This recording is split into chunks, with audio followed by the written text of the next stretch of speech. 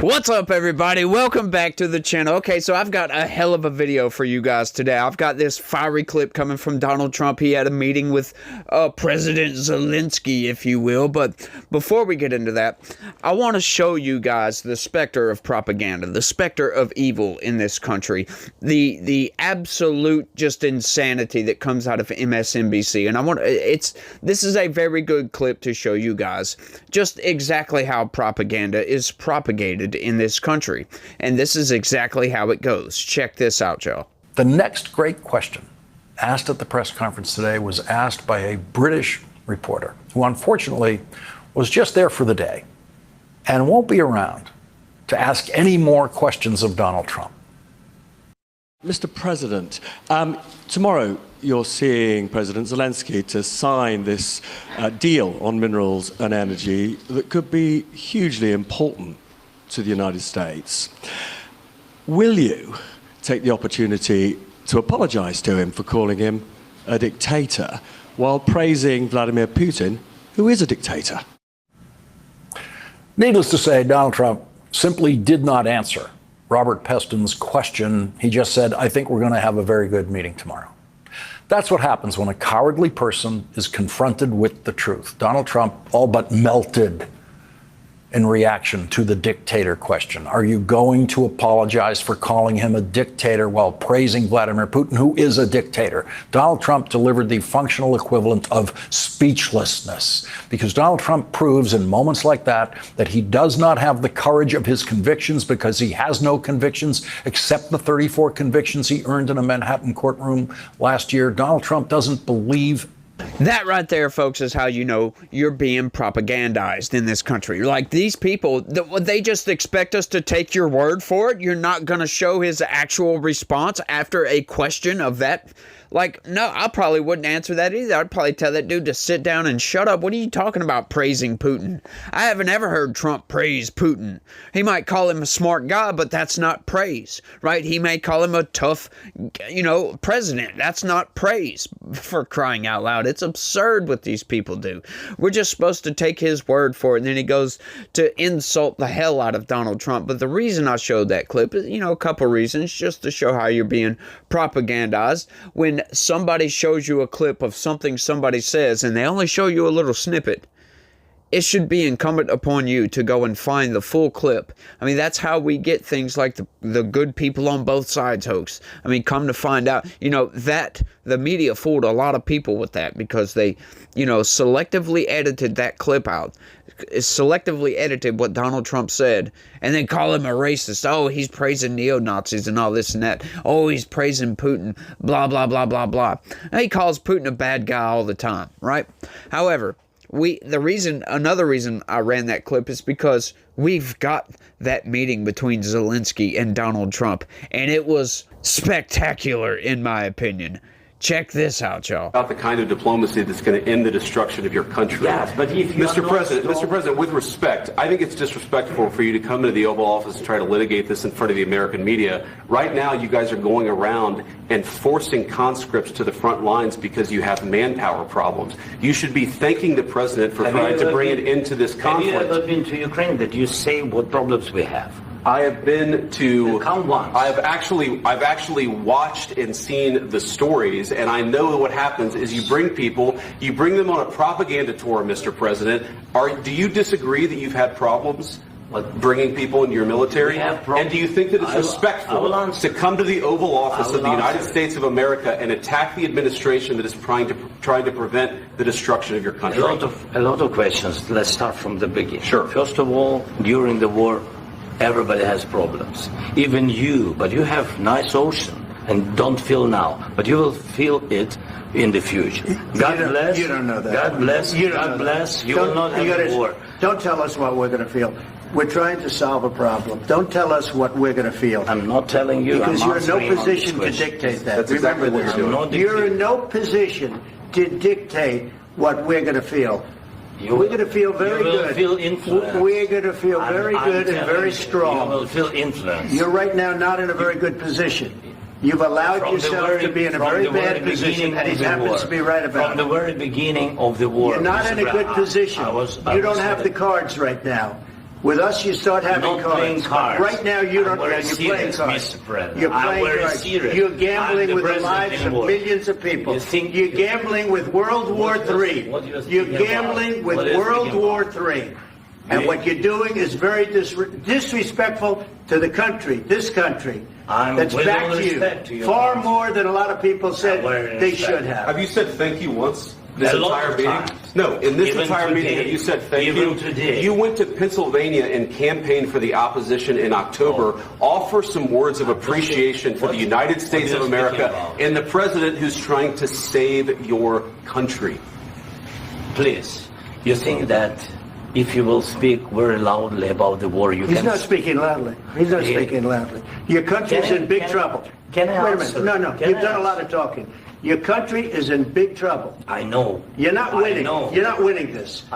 You have a damn good chance of we are coming out staying, okay because of Mr. us. President, we are staying in our country, staying strong from the very beginning of the war. We've been alone, and we are thankful. I said thanks You haven't in been this alone. cabinet, You and haven't not been only alone. in this cabinet. We gave you, through I this said stupid thanks. president, $350 billion.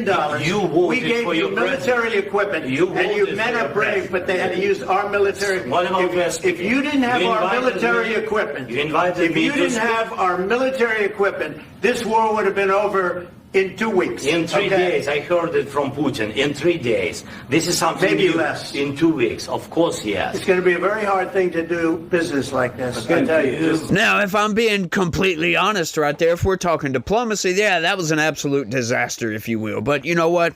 Zelensky, I could care less at this point. I do not care about Ukraine. I do not care anything about what goes on over there. I could care less if Putin invades Ukraine. It has nothing to do with the United States. I do not understand why we send so much money over there to supply them with weapons when they are absolutely have zero interest in peace negotiations, right? Donald Trump is trying to come in, right? Zelensky kept saying, "Oh, well, you're siding with Putin on this. You're taking his side." Oh, hang on. You need to shut your mouth for a second. Show you how the cow eats the cabbage around here.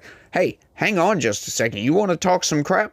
We're not going to give you no more weapons. We're not going to give you any assistance at all, right? But what Donald Trump's broader point here is you can't negotiate peace from a position of hostility, right? If we're sending weapons like Biden was doing, that's all they wanted to do. They didn't have any interest in peace. They just wanted to continue to send weapons to fund so Ukrainians could fight in war and die. And that's it. They don't care about anything else, right? I could care less about the particulars of what's going on here, right? I understand Putin's an evil dictator, but hang on. We need to get him to stop and pull out of the country. They need their country back, for crying out loud. So we might have to make some concessions, especially Ukraine, going to have to make some concessions. And these people think that we should just, they want regime change, essentially. They want Putin to come out of office. They want to take him into custody and lock him away in a jail. Well, you know what? You have to have the power to be able to do that. And currently, the way it stands, the NATO and the United States would have to invade to get him out of power. And that could push us to a much broader conflict, getting China involved, possibly. And that's what Donald Trump sees. Democrats, they're lambasting Donald Trump all over the place, saying this is an utter disgrace, blah, blah, blah. I've got a news article, and I'll show you some of their comments. But it's absurd. You can't go into peace negotiations from a position of hostility, for crying out loud. If you want to bring an end to the war, you cannot be just running your mouth, calling him a dictator, blah, blah, blah, blah, blah, like Joe Biden was doing constantly. Saying he's an evil guy. Sure, he might be an evil guy. But you don't go into peace negotiations that way, right? From a hostile position. It's just ridiculous on its face. You need to calm down, sit down, shut up, back up. All right, let's see what we can do. What levers can we pull to use leverage against Putin to force him into giving us everything that we want? That's how you negotiate, right? You don't go in and, with full sanctions and just blah, blah, blah, blah, blah, running your mouth, right? Just like Zelensky did when he came in, talking about Donald Trump's living in this bubble of disinformation. Sure, he gets things wrong. Who doesn't, right? What politician doesn't lie sometimes? What politician doesn't exaggerate numbers? All of them do, as a matter of fact. But if we want to get into that, I mean, we can get into the corporate press, who are supposed to be the purveyors of true and correct information, and all they do is lie, right? They to push a narrative. They manipulate just about everything. So that just aggravates me until no end. But I've got another short little clip, and then we'll get into the news article right fast. Check this out. This is how this thing ended, y'all. All I can say is this. He might have broken deals with Obama and Bush, and he might have broken them with Biden. He did, maybe. Maybe he didn't. I don't know what happened. But he didn't break them with me. He wants to make a deal. I don't know if he can make a deal. The problem is I've empowered you to be a tough guy. And I don't think you'd be a tough guy without the United States. And your people are very brave. But you're either going to make a deal or we're out. And if we're out, you'll fight it out. I don't think it's going to be pretty, but you'll fight it out. But you don't have the cards. But once we sign that deal, you're in a much better position. But you're not acting at all thankful. And that's not a nice thing. I'll be honest, that's not a nice thing.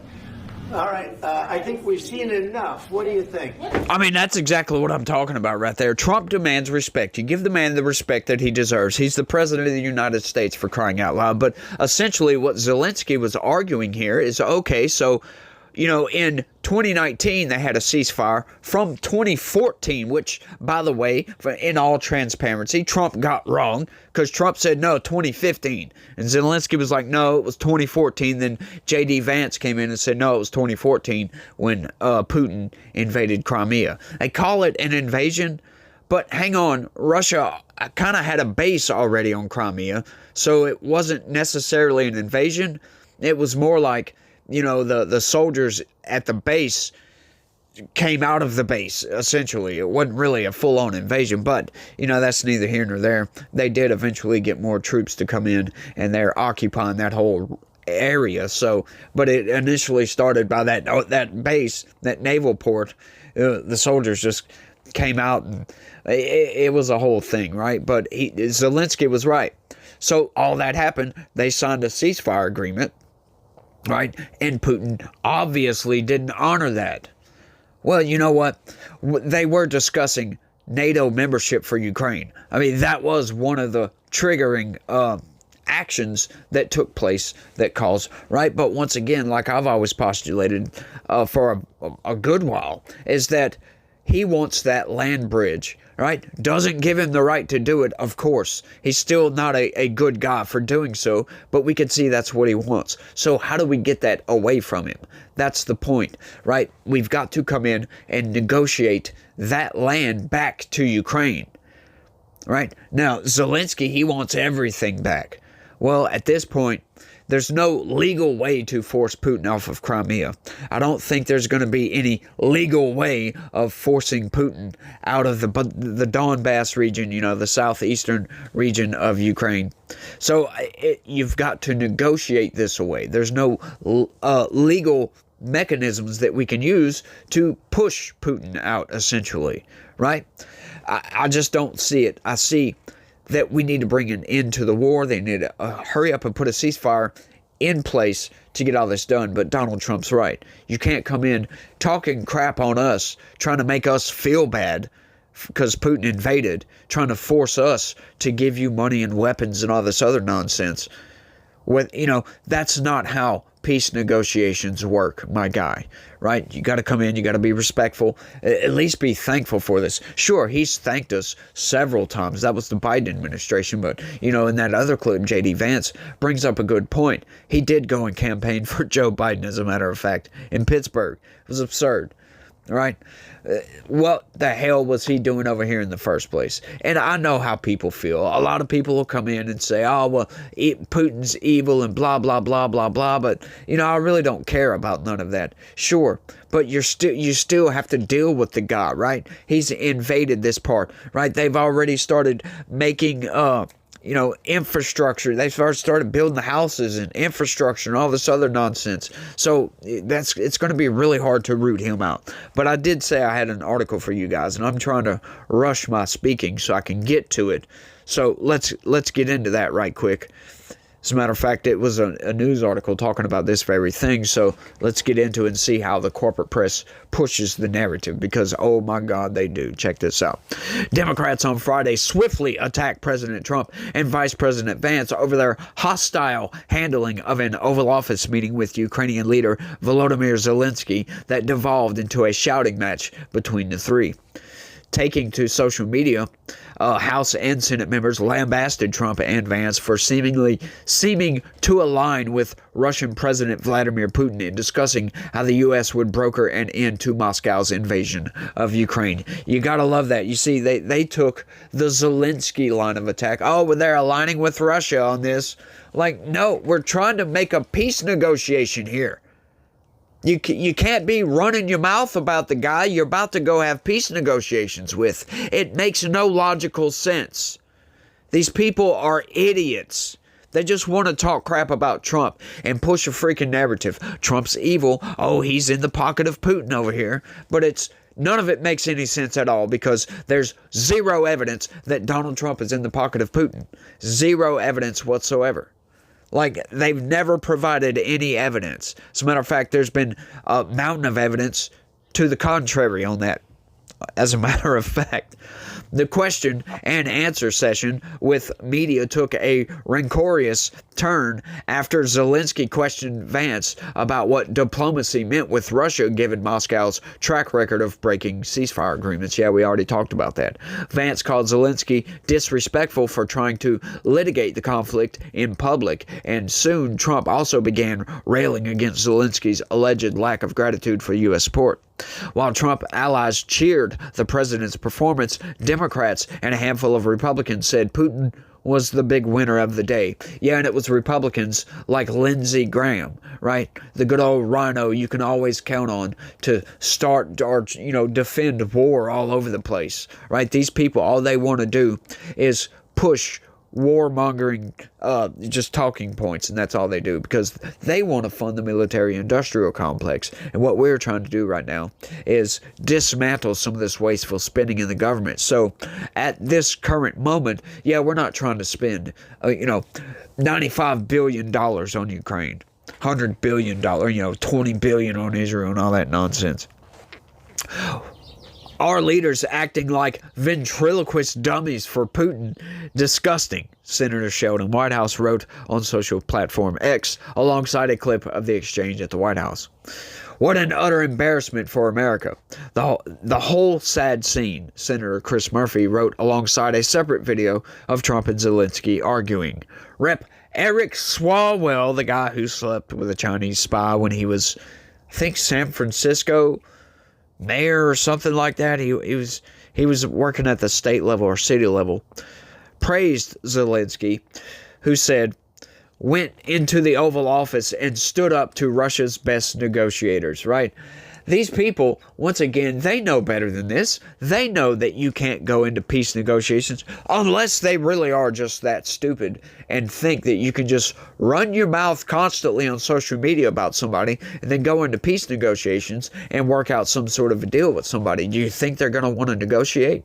You think they're going to work in good faith with you when all you've been doing is, smearing these people? Like, what sense does that make at all? Talk to any negotiator. They'll tell you that, no, you probably shouldn't run your freaking mouth about somebody before trying to, discuss any sort of deal.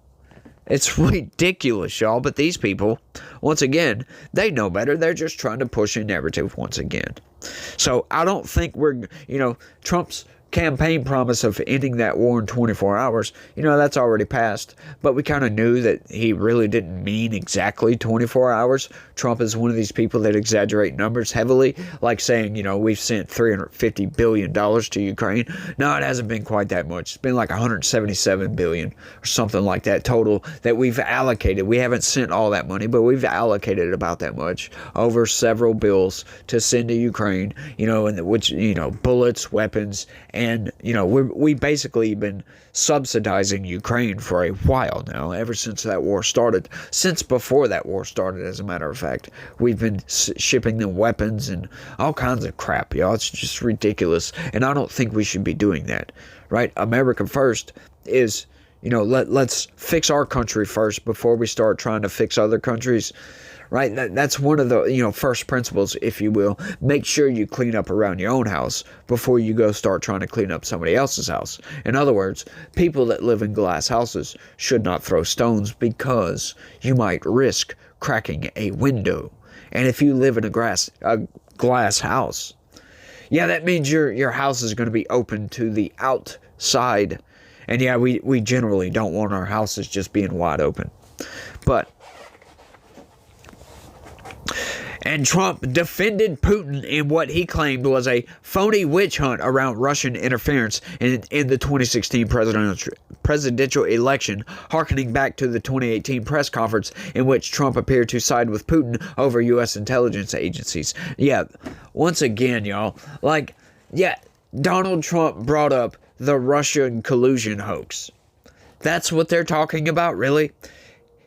He sided with Putin by making a statement to make a jab at our own intelligence agencies because, they don't care. Like we come to find out, they were withholding evidence from the commander-in-chief, for crying out loud. They were actively subverting him. Do you really think that he actually trusts Putin more than his own intelligence? Now, we got to sit back and ask a question here. Yeah, at that point, once you find out that your own guys and your own intelligence agencies are subverting your agenda, they're actively withholding information that you should have. Yeah, I would probably trust a foreign leader before I trust my own U.S. agencies as well. But that's supposed to be some kind of smear on Donald Trump's reputation. But hang on, it's anything but, because once again, once we find out that his own agencies, under supposedly his control, is actively working against him, yeah, that makes a whole lot more sense that he said that, doesn't it? Like, James O'Keefe is doing the Lord's work at this point. By the way, that was in reference to, O'Keefe Media Group, or OMG, with his, what does he call it, swiper investigations, where he had that CIA guy that said they were actively withholding information, subverting Donald Trump's agenda on purpose. Like, look what's going on with the FBI, the Southern District of New York field office of the FBI right now. These people, it is an active war right now, an administrative war that's going on with Donald Trump's administration, the legitimate, democratically elected president of the United States is actually at war with his own freaking country at this point, because we wanted the Epstein files. And what did they do? They give us information that's already been public for 8-9 years now. That's all they give us, 200 pages of already disclosed public information. And what did we find out? They had thousands of pages of, do you really believe this for a second? Like I had a guy come up, as a matter of fact, leave a comment yesterday on my video because I was talking about this. And, which, by the way, love this comment, right? So, I was already thinking this when I was in post-production, if you will. I was editing the video. I kept thinking, none of this makes any sense, right? I'm kind of wondering what's going on with this, and I was just thinking, look, we're probably never going to get this information, because at this point, now that we found out that, the Southern District of New York actually didn't give us all the files that they were supposed to. They only give 200 pages worth of already publicly disclosed information. It's like, hang on, they have the opportunity to destroy all this just to make sure nobody gets it. So, at this point, I honestly believe that we're not going to get this. I mean, I would put a 50-50 shot on it, right? 50-50 chance we don't ever see the Epstein files, like the client list and all the good stuff, in other words. Like who was going over there, blah, blah, blah, blah, blah. And I said yesterday, hopefully what Kash Patel needs to do is he needs to take a flight. He should have done this morning. First thing this morning, after he got that letter from Pam Bondi. Right, first thing this morning, he should have flew to the Southern District, went in there to whoever's in charge I forget the guy's name, but there was a news article come out a few weeks ago telling his people to dig in, that we're going to have a fighting against the, once again, democratically elected president of the United States, the actual federal government. We have a coup going on right now, currently. And yeah, that was a news article that was brought up. But anyway, getting back to that, what Kash Patel should do is go in there, demand all the paperwork right now. And if he refuses or tries to give a runaround, or we'll get it to you later, blah, blah, blah, whatever, you're fired. Insubordination, boom, right off the jump. Go to the second in charge. Give me the information. If he tries to give you the runaround, anything, you're fired, boom. Just keep going down the line. Just keep firing people. Fire everybody if you have to. Get all the names of everybody that was attached to that case, right? The Jeffrey Epstein case. Any management people, at least. Maybe not your rank and file guys that actually do the legwork, collect all the information, right? But the people that are in charge of classifying this, disseminating it to the DOJ or whoever needs to get all that information. Anybody, all of them. Fire every single one of these people. This is the only way to root out the deep state and get it out. Just get rid of these people. This is all absurd, y'all. Like, we had no idea. I had no idea. I understand, look, hey, the deep state, that's the federal government. They've been in charge for a very long time, right? Do you really think that Christopher Wray was in charge of the FBI?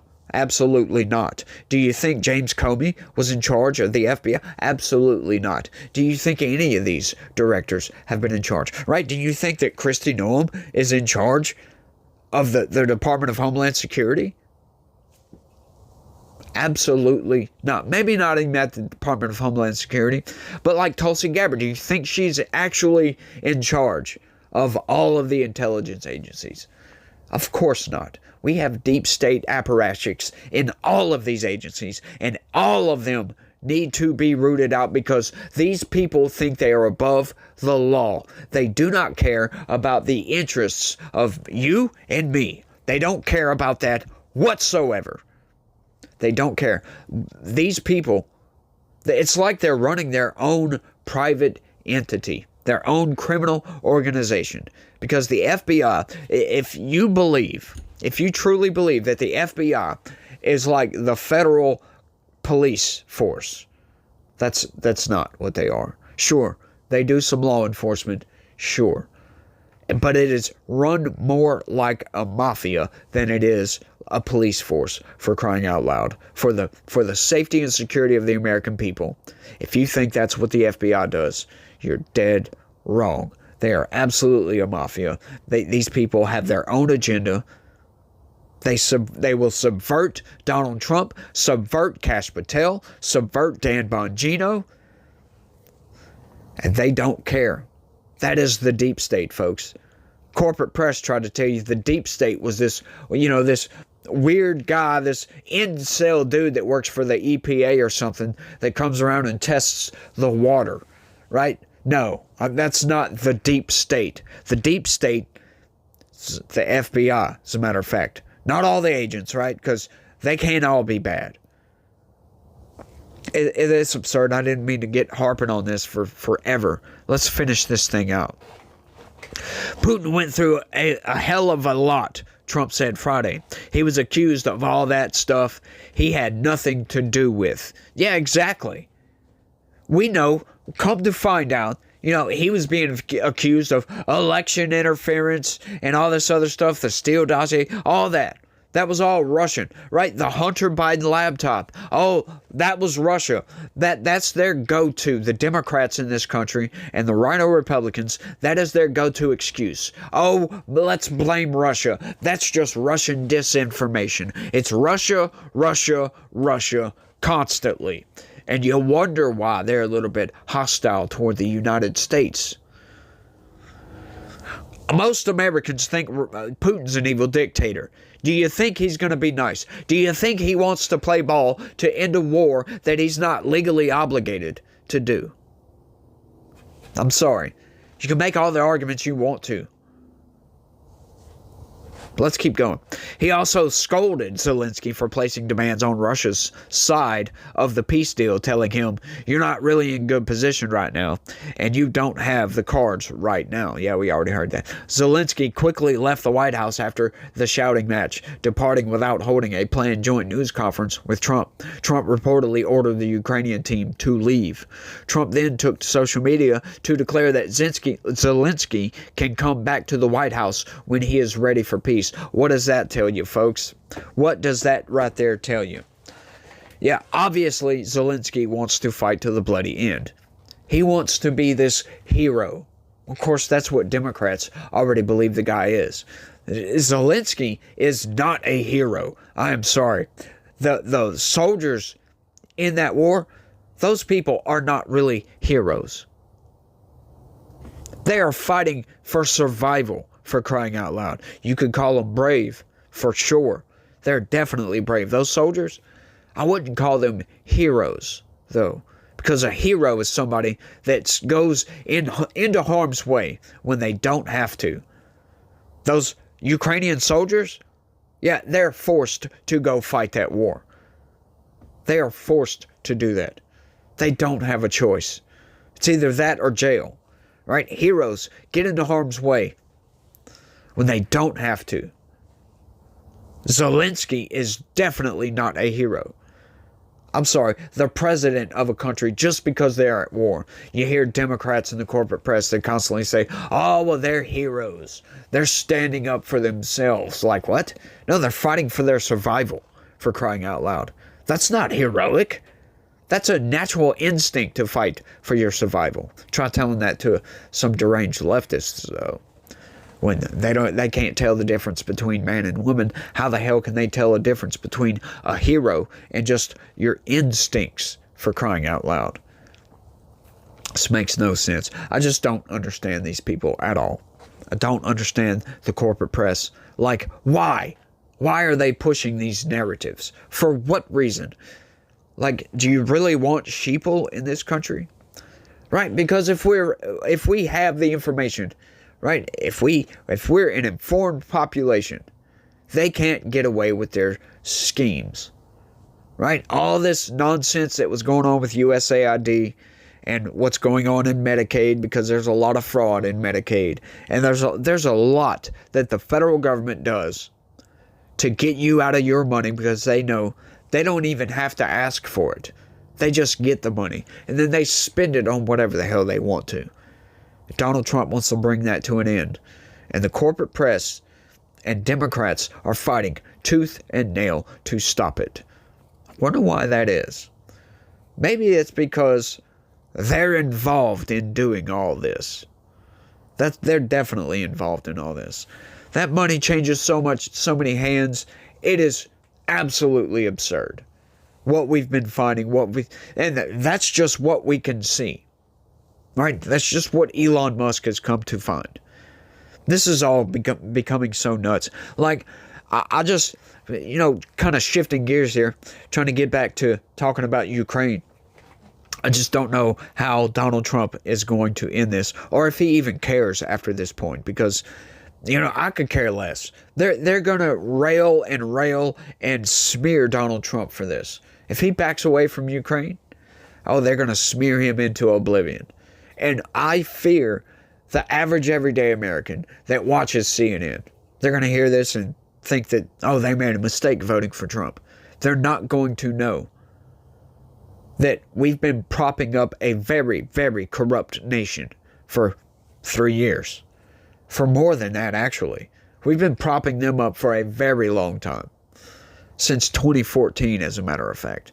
We've been propping them up probably even longer than that. I don't know Ukraine's full-on history. But I do know that, Hunter Biden was heavily involved in Ukrainian energy for some reason. There was a lot of money laundering or some underhanded schemes, we'll just put it that way, going on with all that. And it's all absurd. I just find this nuts. And I've been running this video has gone on way too long, but I can't help myself sometimes. I just gotta blah, blah, blah, blah, and get it out. I really don't see an end to this war, to be honest with you guys. At this point, what Zelensky has done, with Trump being disrespectful like that, coming in, trying to, expecting Donald Trump to just fold like Joe Biden did. Yeah, I'm sorry. There was another news article before I landed on the Hill. I was reading, they were talking about, they were trying to smear Donald Trump because of him asking Zelensky, that resulted in his first impeachment, asking Zelensky to investigate Biden. And how disgusting that was. That's how they tried to portray that Donald Trump was a corrupt individual asking to investigate his political opponents. Sure, it might have been political opponent. Sure, but there was a legitimate reason. Come to find out that he wanted to investigate Joe Biden. Come to find out once we found out about the Hunter Biden laptop. It's all absurd. The Burisma scandal, that was absurd. And I can't believe there was an impeachment as an end result of all that. But really, we've got some really underhanded, some shady business going on here by the front runner for the Democratic Party. Donald Trump says, hang on, what's going on with this? How about you look into this, my guy? And Democrats over here impeach him for it. That's absurd. That should have been a wake-up call for everybody in this country. But, if we would have an honest and open, a free press in this country, they would have acknowledged the Hunter Biden laptop when it came out. They would have investigated, they would have searched through that and found all that information. All this money going all over the place to all these shell companies that the Bidens had. Yeah, Joe Biden would have never got elected as president if that laptop would have, all that information on that laptop would have came out. He would have never, ever been elected. So thank you, America. 81 million Americans that voted for Joe Biden. I know some of you people didn't know that you voted for the most corrupt president we've ever had. And they try to portray Donald Trump as corrupt? Are you kidding me? He's not an angel, that's for damn sure, but corrupt? Come on. Get out of here with that. It's nonsense. But once again, I'm running way too long. Y'all let me know what y'all think. That's all I got on this one. I want to thank everybody for watching. Y'all try to have a good day. Stay legitical. Peace.